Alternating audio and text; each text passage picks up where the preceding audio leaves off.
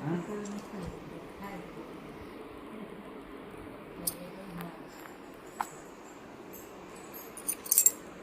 जा दे दे तो रखी जा अरे अच्छी बात मोबाइल को कहूची मैं बात ना दरकार नहीं है रखी जा आनले मत दे दो अपन कौन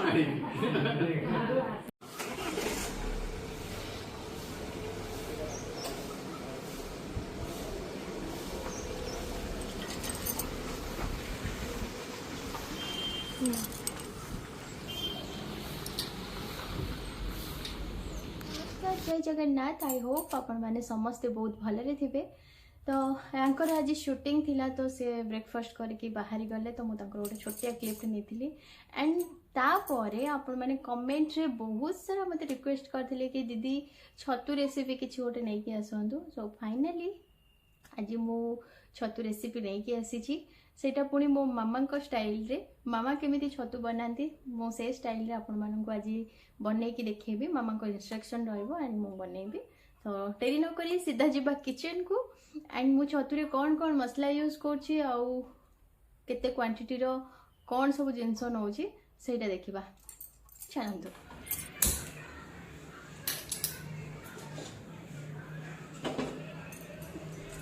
एठी छतु टिके काटिकी हल्दी पानी रे भल कि धोइला परे ताको कुक करबा पाई टिके करेई रे बसई देबी काहेकि ना छतु बहुत पानी बाहरे। तो बिना तेल रे ताको टिके फ्राई करबी।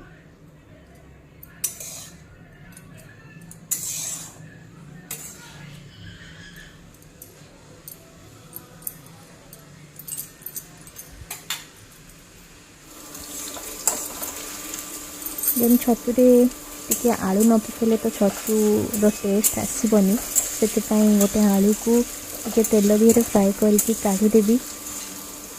आप मैंने भावुवे कि एत तेल रोषे कर जमा ना से तेल रू मो आलू को छाणिकी आनिबी से तेल में कुक करें।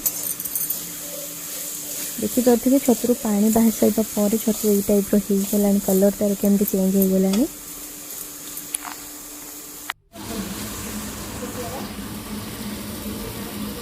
ब्राउन कलर हो गला आम छतु को काढ़ी दबा एथरक तरकारी बनवाई तार मसला प्रस्तुति करवा से मुझे कटा पियाज रसुण अदा लंका जीरा सोरिष देन गोटे भल पेस्ट बनईदबा।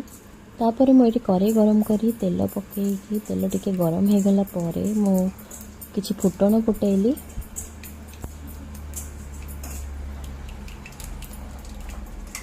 फुटण टिके फुटी आसवा पर काटिक रखिवा टमाटो को से भाजवा। ए सब मु जहाँ भी प्रोसेसिंग करुचे से सब मोर मामा को इंस्ट्रक्शन रे करुची। एटा मामा को रेसिपी।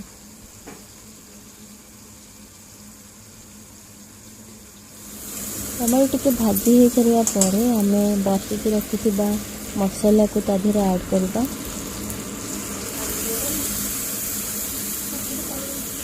एठी आपण हलदी आ स्वाद अनुसार लुण पकेबे मैंने तार वीडियो नबाई भूली गली। जेहेतु ये कम तेल रे कुक करा होची तो से मामा कहले टिके सोरिष को मैंने फ्राए होगापी छाड़देवा। अधिक तेल जब ऐड होता ताले सांगे सांगे मसला कषि हो जाता आम तरकारी भी बहुत जल्दी 5-10 मिनट बनई था। सब चेष्टा करें मसलाटा जमी कड़े न लगे जेहेतु सोरिष मसला तो कड़े न लगे दरकार टे घाटी थे। समस्त कहते कि सोरिष बटा टे अधिक टाइम माने भाजिले कषिले पितुड़िया लगे बट सेमती किसी भी ना जमा पितुड़िया लगे बस टे प्रोसेसिंग जानवा दरकार और मसला क्वांटिटी ठीक भाव में नवा दरकार। जब सोरिष अधिक हो कषिवा द्वारा अधिक पितुड़िया लगे सब जिनस को आपण हिसाब से क्वांटिटी करके नेबे जी दरकार।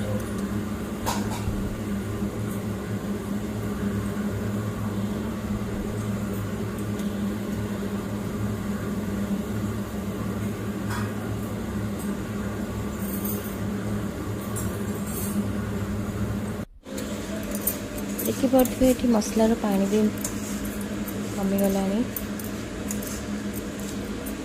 मसला ठीक है आसलानी तापर मुझे टिके कलर आउ टिके स्पाइसी मु लंका गुंड पकेली तो कलर वाला लंका गुंड भी नुहे स्पाइसी वाला लंका गुंड मु ऐड कर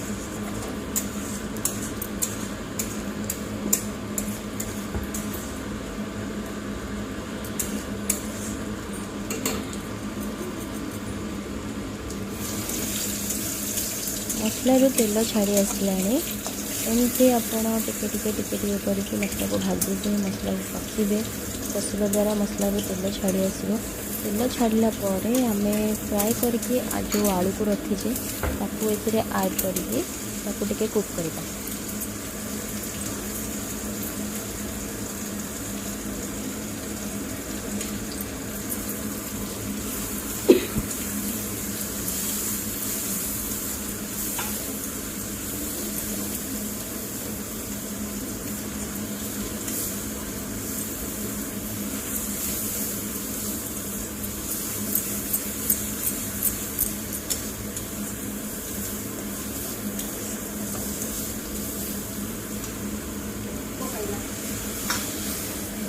तापर एटी आम आलू को खाई सारा पानी ऐड करके क्वांटिटी हिसाब से आम पानी दबा जी आपन को तरकारी ग्रेवी दरकार से हिसाब से आप पानी ऐड करेंगे आलू को सिझापी छाड़देवे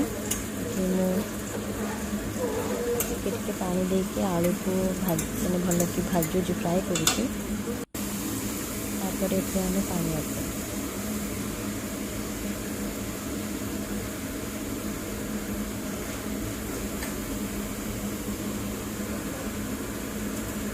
जेहेतु आमर तरकारी बेसी ग्रेवी रुहेनी तो मुझे पानी ऐड कर हिसाब से पानी ऐड करेंगे जी फैमिली को ग्रेवी दरकार तापर आम आपको किसी समय पर छाड़ीदे पानीटा भल फुटी जाऊ तरकारी आम चेक करवा आलू सीझी बर्तमान आम फुटवा छाड़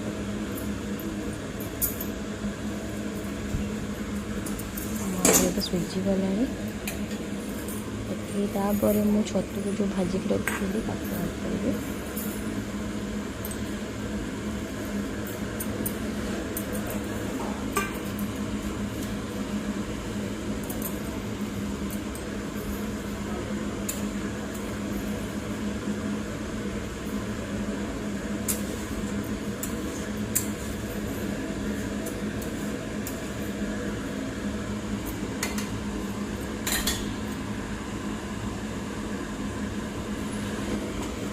छतु को ऐड कर सारापर किसी समय मुझे छाड़देली फुटवाई देन तापर मुझे गोटे हाफ इंच आंबुल रखी पकेली कि सोरिष बटा तरकारी आपड़ जदि खट्टा खट्टा न रखिए ना खावाई भल लगे कि मजा आसेनी तो आम जेहेतु देसी स्टाइल बनाऊे आड़ियांकर प्रिय सोरिष बटा तरकारी बेसर तरकारी तो ये खट्टा तो न लगे तरकारीटा पूरा इनकम्प्लीट थाए तो फाइनली ये मोर तरकारी फुटिकी हो गला रेडी हो गलानी तापर मामा ये चेक कर बनई एटा मामा को स्टाइल रेसिपी फर्स्ट टाइम पे मामा को इंस्ट्रक्शन रे बनई आज आपन को इंस्ट्रक्शन रे रोसई तापर मामा एठी किछि धनिया पत्र काटिकी से ऐड कले फाइनली हम तरकारी डिलीशियस देखा जाउछि ना वाओ तो फटाफट आपण किचन को जातु एमती बनातु आपण परिवार को सब खाते।